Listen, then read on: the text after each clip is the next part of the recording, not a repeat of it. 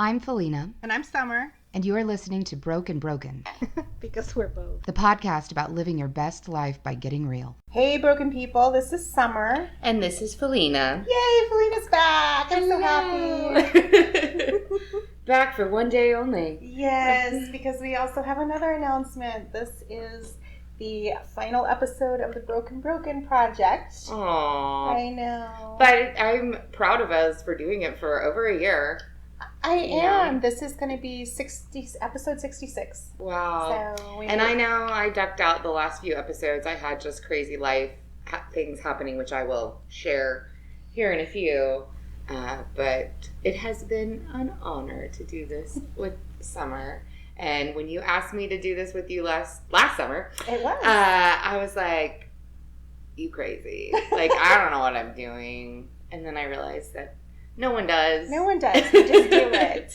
And I think it's been great. We've got a lot of great feedback about, how some people, listeners have said, they felt heard for the first time and really seen. And I think it's been great. So I think it's a good place to end the project and send all of our broken family out to, do more, push back against shame and stigma, make people uncomfortable, be vulnerable and strong, and just keep sharing your story and not being ashamed of everything that you've been through. Exactly. And we've got our, small group of followers, and but I mean it doesn't matter how many people, just if one person felt better because of what we did, like that's totally worth it. Yep. Yeah. And we met some great people. Absolutely. Great conversations, and just, it's been a lot of fun. Yeah. So anyway, but tell them why, Summer. So speaking of being vulnerable, I feel like I'm entering a very vulnerable place. I have decided to run for state legislature in House District 100 in Oklahoma. So that's why the project is closing down, because all of my time for the next year is year plus actually until November of next year is going to be spent campaigning and fundraising and doing all the really awful things that you have to do in order to prior to an election. And so that's really labor intensive, and I didn't feel like it was fair to make the what we were producing here suffer by trying to take too much time away. So we're already both so busy. That was why I had to take a step back too. So nobody blames you. And I really, really, really hope that you get elected, because I know that you will be a voice for people there, just like you have been here, for people who don't get heard. And, care about shit that, we should be caring about. Right. The actual issues, rather than, distracting people with shiny objects, which is what I feel like most of politics is. Yes. Look over here! Yes, I feel like that happens far too often, and I would like to not be doing that. Yeah. So. And, it will be interesting if people decide to go look you up and see what they think when they come across the podcast. Have you thought about that? I have, because that was the first thing I said when they approached me was, I don't think you can get me elected. Because as I have said on the air many times, I don't think I'm electable in the Bible Belt. But they assure me that voters are ready for more open, honest people.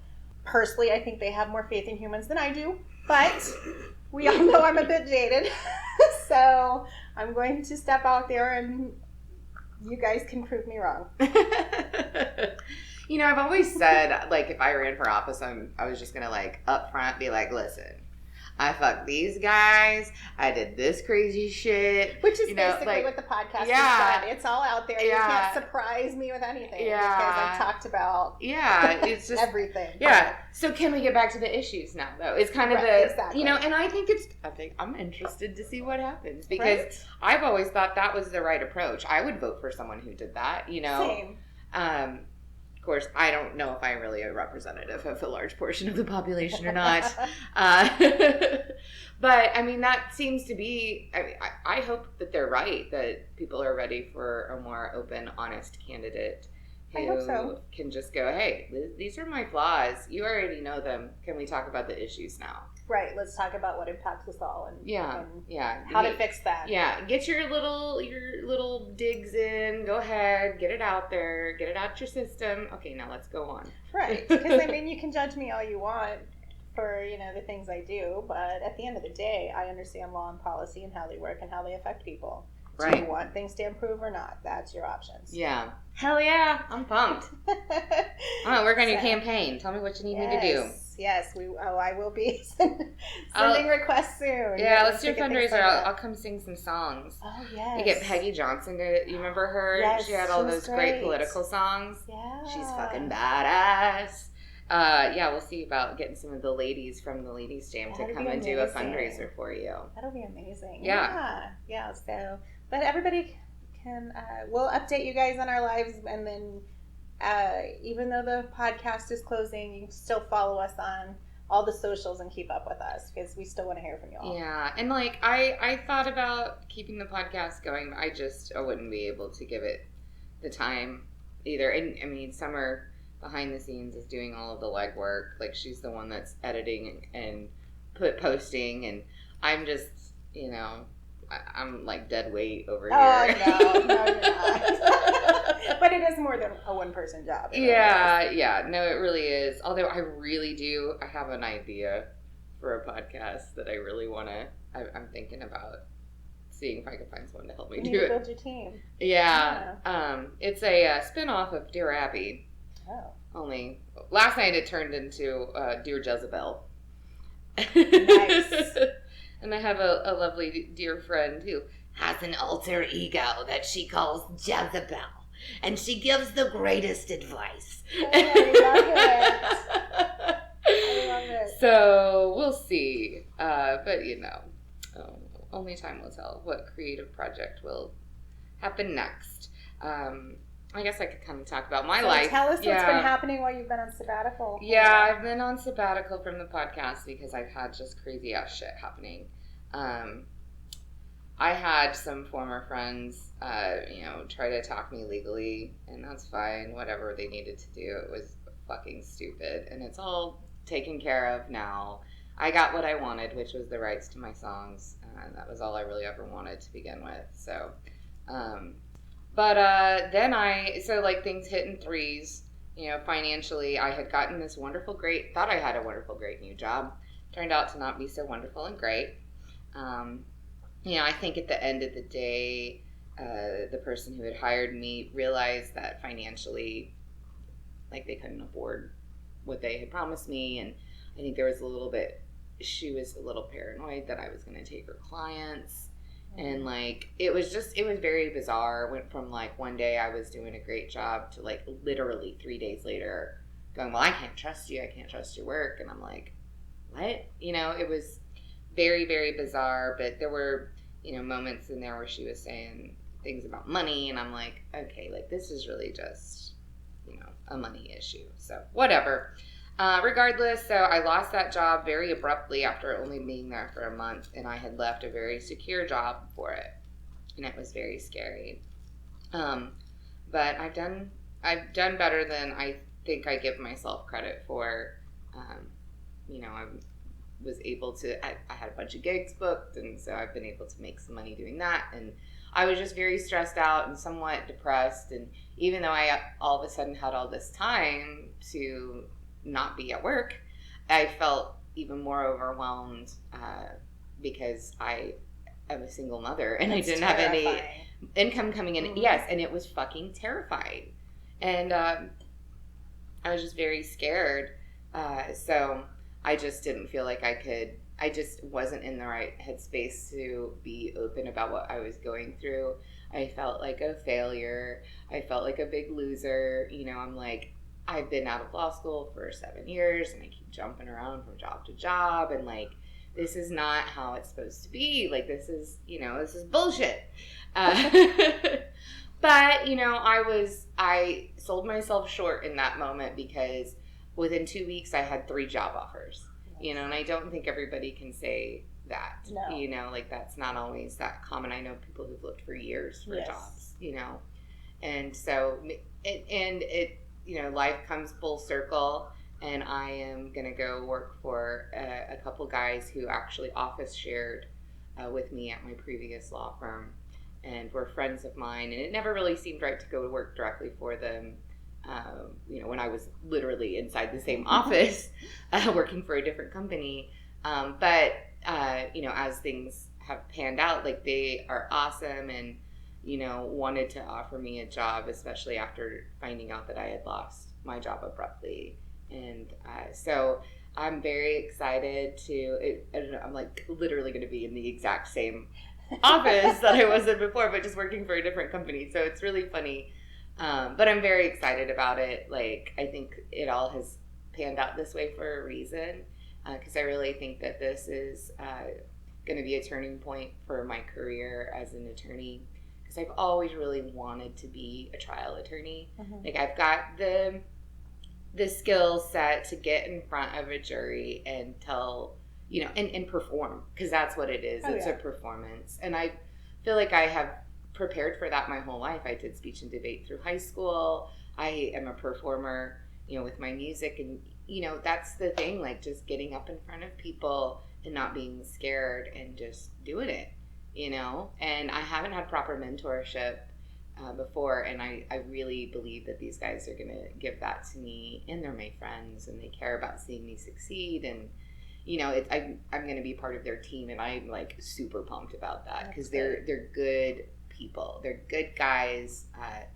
They're progressive, even though they think they're conservative. It's really cute. Like, they think they're conservative Republicans, but they're actually very progressive.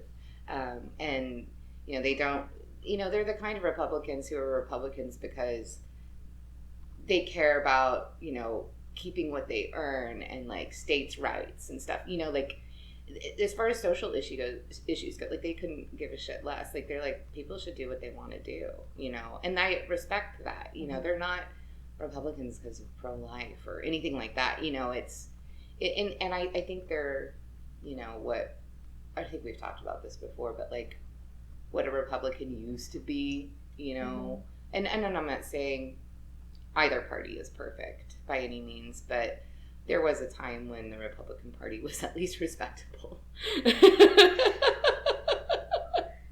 You know what I mean? Trump happened. And then Trump happened. But yeah, they're not Trump Republicans, I guess is what I'm saying in a very roundabout way. So I feel good about it. But yeah, so that's where I'm at, and even with all of this, it's been kind of crazy because one of the 3 job offers I got was impacted by politics. The offer actually got taken away. Our lovely governor decided to replace all of the, you know, and fun fact, I guess it did not used to work this way in Oklahoma politics. So now the governor can appoint commissioners to all of the state agencies. And it used to be a position that was chosen by a board, right? But now, whenever you elect a governor, listeners, listen to this, know that they're going to just put their friends in positions that manage the state's departments. And which is why so many people were opposed to that change, because it was very predictable. And so now people are being appointed who have no knowledge or experience in that area. It's just a good old boys which club I could have again. told you was a terrible idea, because that's what happens in my nation all the time. Right. And yeah, you're like, been there, done that? Yeah, I mean, this is terrible. It produces awful results, but sure, go ahead, try it. See what happens. And that's where we are. Yeah, and it totally impacted me directly. Like, I got this job offer, and luckily I'd taken this job with the guys I'm about to go work with, but they offered me the job, and then like over Labor Day weekend, like the governor made all these changes, fired the general counsel who had hired me, and it was just like a crazy turnover. And then like all of a sudden they were on a hiring freeze, and there was no job there anymore. And like I had already been given like my offer letter and everything. Like, it was just crazy. Mm-hmm. So basically, politics affects everything. Yeah, I'm a victim of Oklahoma politics. We're all a victim of We're all a victim of Oklahoma politics. It's true. Whether you realize it or not, Oklahoma politics is affecting you some way in your life. I'm sure of it. So anyway, now I've got a new job. It doesn't start till October 1st. So vacation. Presently on a extended sabbatical, if you will. I do have fun stuff in the works. I'm flying to LA next Saturday. Exciting. A friend of mine who I had kind of dated before, he has a recording studio there, and he's a musician also. He kind of helped me through the legal bullshit I mentioned earlier, and we reconnected, and he knew I was down on my luck, and he was like, I'm flying you to LA. Nice. And I was like, you can't, that's too much, you can't, this does not feel right. And he was like, no, I'm going to do it. And I was like, let the man do it. I know. I was like, okie dokie. Take his money, Felita. Let him do it. It was really his frequent flyer points. But yeah. But it's really actually very, very sweet. That's and nice. Like, I was kind of like, well, you know what? Like, I've had some bad shit happen. Like, this is good shit. Like, life has a way of balancing itself out, you know?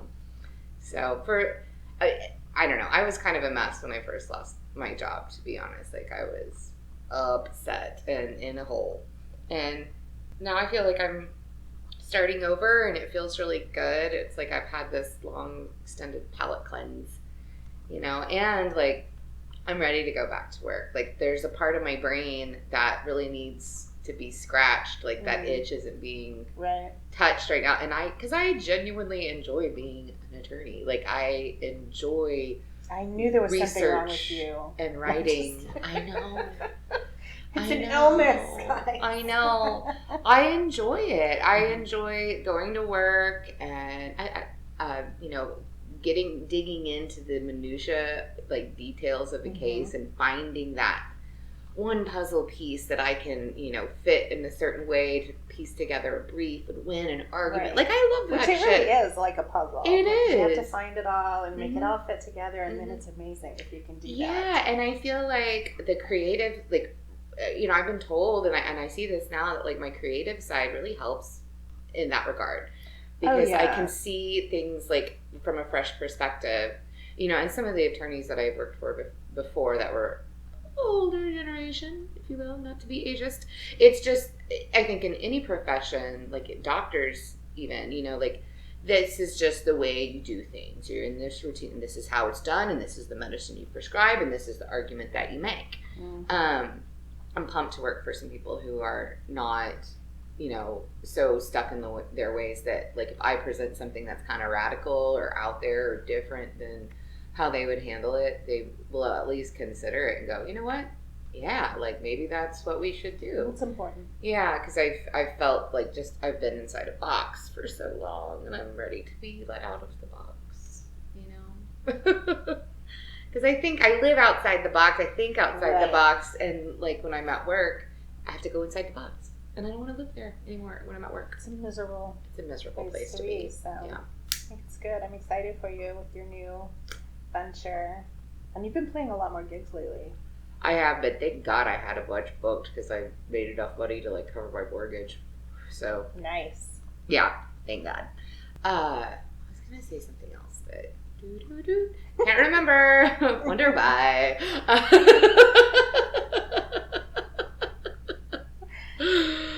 Anyway, well, tell me. I haven't seen you. Summer and I have. You've been co-hosting. What's been happening? I have been. Well, Carmen was nice enough to help me out for a few episodes, which was great because we got to put a few. She's in Tulsa, so so I went out to Tulsa and we did. Let's see, an episode that's already aired, I think, and then the last two that'll go before this.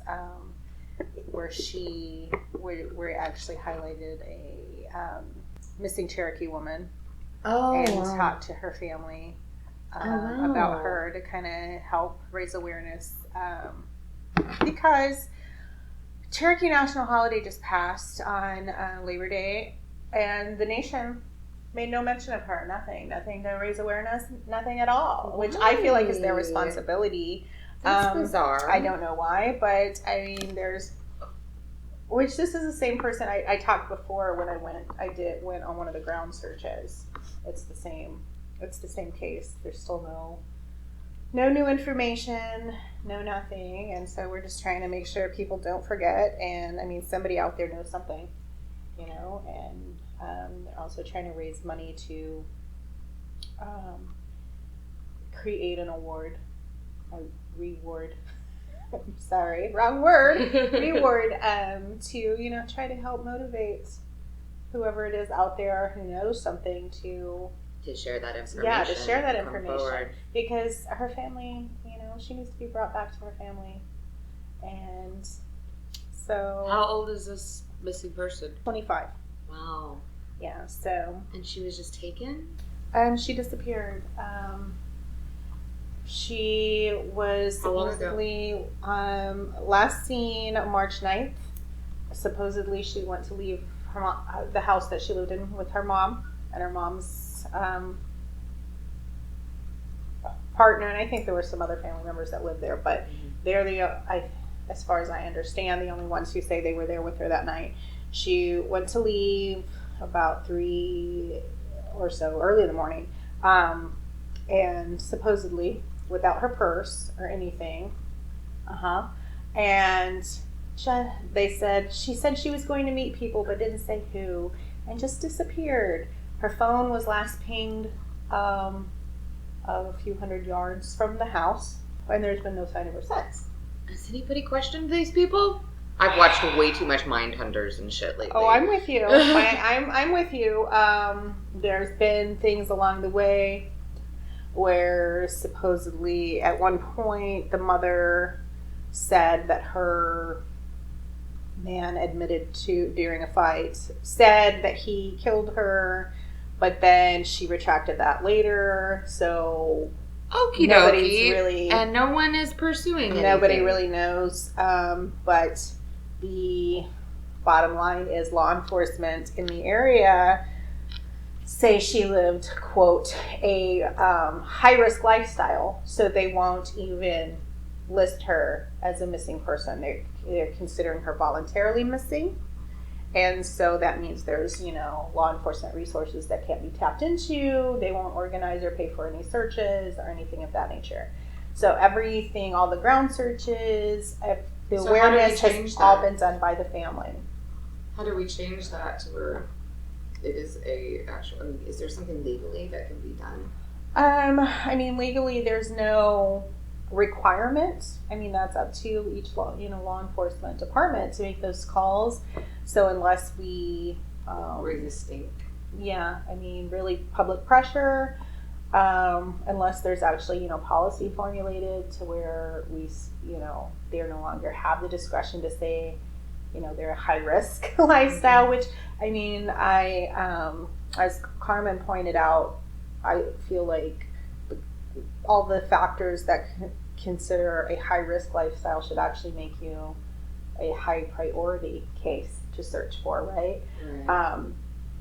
Literally, one of the sheriff's deputies said, because her aunt was pushing, what do you mean? Why is it a high risk lifestyle? Well, she had over 500 Facebook friends that are male. So what? Existing near men makes us a high risk, What? apparently. I have 2,000 friends on Facebook. I'm sure at least 1,000 of them are men. That's what I said. Maybe I'm like, more. between my Facebook friends, my Twitter followers, there's hundreds of men there. That Yeah. doesn't mean anything. That's bizarre. I know, but apparently It's it a was lack of understanding of how the fucking world works, man. yes. Oh my god. exactly, and What bubble so do they live in? and Oh. and there has been question about whether the fact that she's trans plays into that. They've been very careful to say, no, it's not that, which always makes me wonder, so it's that, right? But Is the whatever. mere fact that she's trans, is that part of their definition for high risk lifestyle? The aunt asked that specifically, and they said no, whether that's true or not. Right?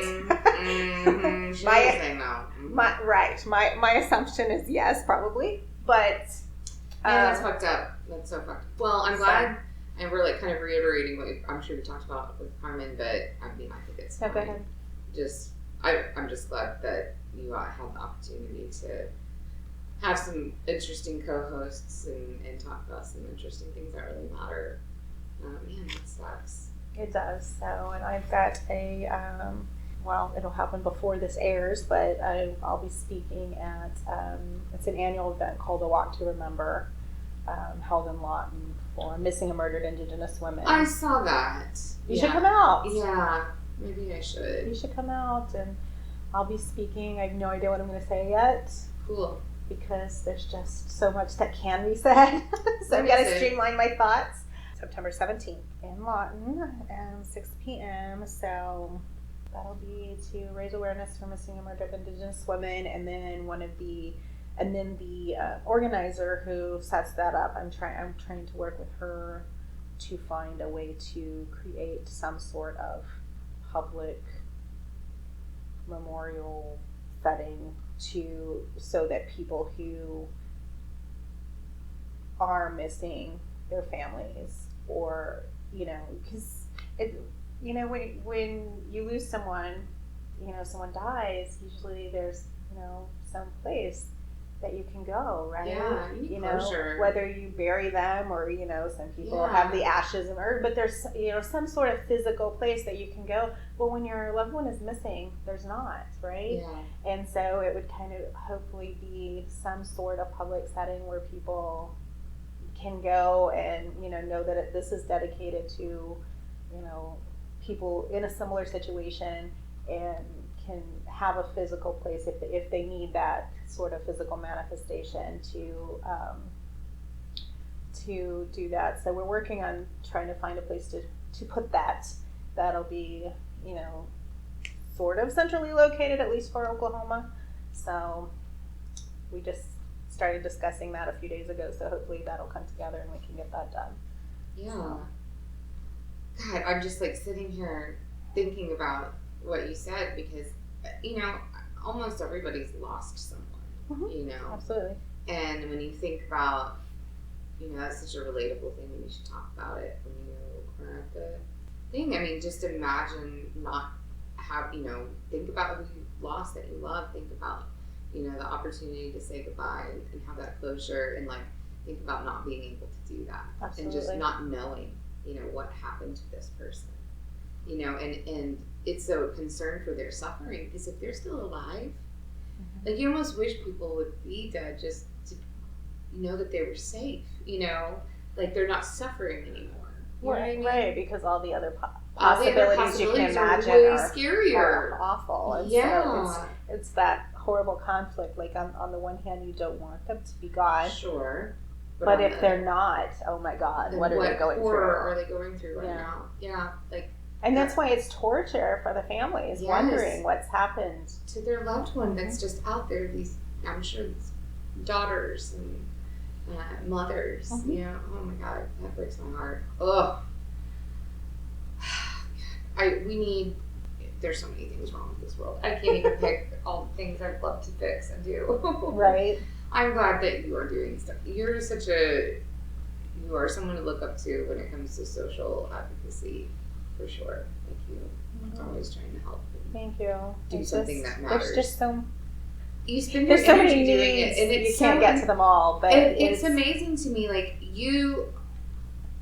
I guess I can say whatever I want. You can say whatever you want. But no, I mean, that's one of the great things about you, that you don't see very often in people. It's not even in me, I wish I could say that I cared as much and did as, I think I do care, but actively mm-hmm. did as much for others and for causes and for things that we should all be concerned about and fighting for. You spend so much energy of your life doing that, serving others already. So you're perfect for office. I really hope you get it. So look for me. But seriously, I'm gonna make Felina my campaign manager. let me write you some speeches, girl. I got you. I could be your hype girl. Yes. But it's all true. Like you already, and that is what you want in the civil servant, is someone who dedicates their time to others, to giving, because it's a selfless. If you're doing it right, it's a selfless act. You're gonna not sleep, and you're gonna live in a perpetual state of frustration. Yeah, and like constantly caring that much Yeah. is exhausting. Yeah. And I think a lot of us have to turn it off. But you've got a high tolerance for caring and giving. Kudos, man. You think you always It's like preacher's kid conditioning. You you don't feel right if you're not carrying all of the weight of the world on your shoulders. Yeah, no, but you've turned it into something positive and good. It's I try. It's admirable for sure. No, I want to introduce you. That's what I want to do. Nice. We'll have to make this happen because we are going to have some fundraisers. So Yeah, well, if there's something I can do, like I said, I'll get up and talk to people and tell them how wonderful you are all day long. well, good because I'm terrible at telling people how wonderful I am. Nope, I'm a girl. Oh, man. So what's next for you? New job, and are you gonna keep playing Yeah. more gigs? Hell yeah. Yeah. Good. So everybody needs to follow you. Yeah, Felina in the Fields. I've been playing mostly with my friend Celia Monroe and Sarah Reed. I've been seeing the pictures. I've I'm been just sad I loving- haven't made the shows. Oh, it's fine. It's been great playing with a couple of really awesome ladies, very talented. They're more talented than me. Like they've got, this great knowledge of music theory that I don't have. I play by ear, Right. But they're patient with me, and it's just great. That's It's been nice. a great fit, and we play their songs too. And I'm learning harmonica. I play harmonica in their songs. Oh, nice. So, yeah. See, I've been missing so I have much. a set of 12 blues harmonicas, and I've been learning that's how to so play cool. them. Yeah. When do you guys play next? Next Wednesday, Okay. September 18th at the Red Brick Bar is like a kind of a mini ladies jam. It's Okay. I'll have to see if I can do a lot of the women who were here for the podcast Right. episodes we did will be playing it. Awesome. Yeah. I'm going to try to make it. Because I know there was a show I was going to come, I had planned to come to, and I fucked up my knee, and I was in pain. you're And I'm fine. like, I can't go. Now I was feeling sorry for myself. You're I was like, I fine. can't go to the show, and I want to. No, And I spent 2 weeks in knee braces because I'm old and falling apart. and we all are in one way or another. I feel Yeah. Yeah, and then I finally got out. I was so happy I got out of my braces, and then I'm back in a brace today because I decided to fuck up my knee again, riding dick, and yeah. And so that was a terrible plan the other day, and it's just hurt worse since. So, because I'm too old for this, apparently, too old for sex. or at least to be doing the work doing sex. I'm gonna have to make them too old for work from now on. I'm like, no, Yeah, right. no, sorry guys, I don't do that. Is there right. is there a man on the planet that would actually accept that excuse? Yeah, no. No. I don't think so either. Yeah, I'm gonna be single forever. Forever and ever. Okay. Yeah. Sounds good. I think It's a great plan. when I first started the podcast with you, my first episode, I had just broken up with my psychotic ex-boyfriend. And that was like a year and a half ago now, at least.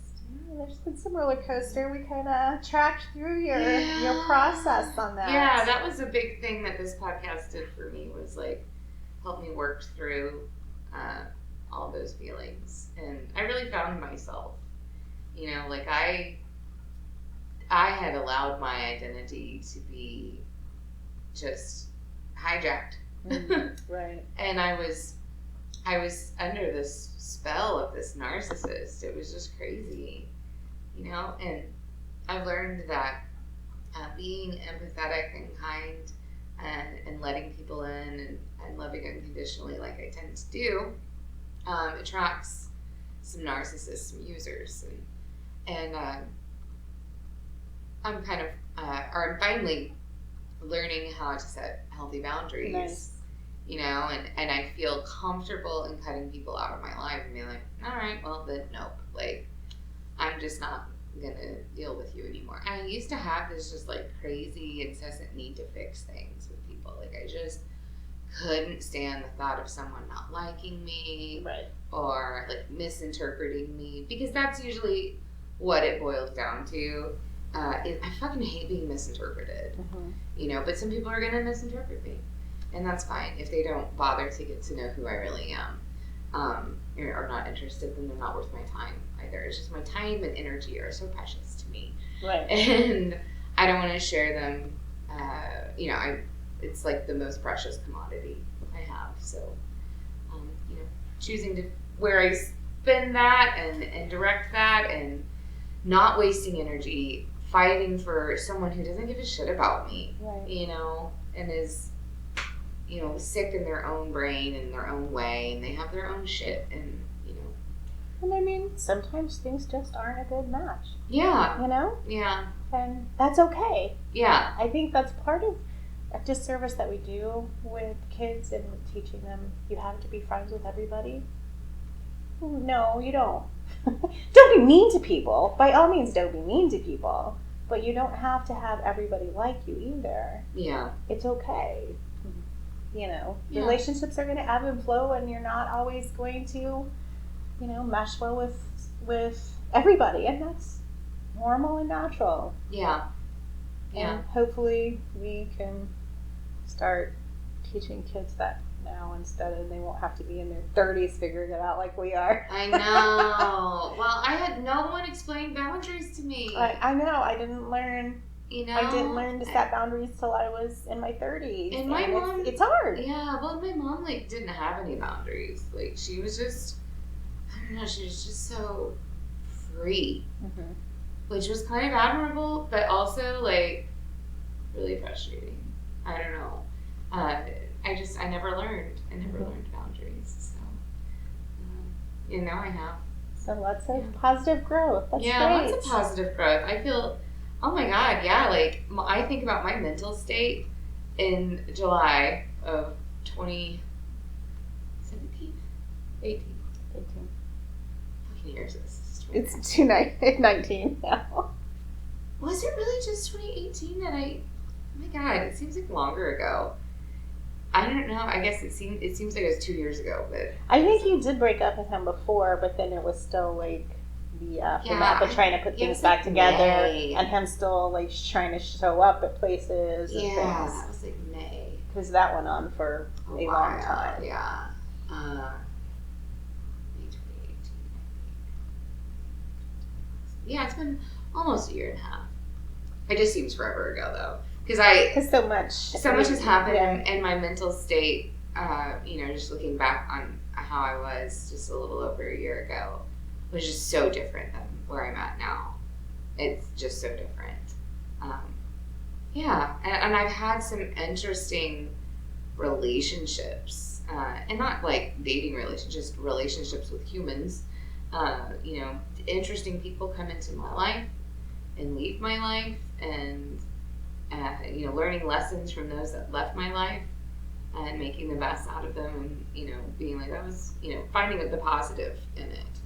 And then you know, people who are now in my life that weren't before, who are probably going to be lifelong friends and have unique relationships with them all, and it's just so, I don't know. That's great. You know, anytime, and I think it's helpful to think about the timeline of things sometimes, because like we can get discouraged that, you know, change feels so hard and challenging to make a change in your life, you know, but you can be unhappy and you can just get stuck and you're just like, you know, it seems so far away that if you made some sort of change, anything would be different. Mm-hmm. But, you know, here I am just a little over a year, and like I just feel completely different, Right. you know, and like I started working out like a week ago every day, and I feel like $1 million in just 1 week, you know, like there's a lot of change that you can do. So much can change in such a short time. Yes, so it should be, you know, something to remember, because I know I have a lot of friends who struggle. I hear people struggling with being afraid of starting down a different path, do something different, and stick with something new because they're like, oh, well, that's not going to work out anyways. That's too far away. You got to just do it. That's me inside my own head right now. I'm going to do it, but I'm still second guessing myself. Yeah. Yeah. So, Anyway. any other things for the listeners? Just stay vulnerable, stay strong, be kind, look for the positive, go for it. Life is short. Yes. All those things. Love yourself. Love each yourself. Love. Don't hate. There's no point. Just be good and kind. And I wish everyone the best. Absolutely. Follow us and keep up with us. We'd like to hear from you still. Yes. Au revoir.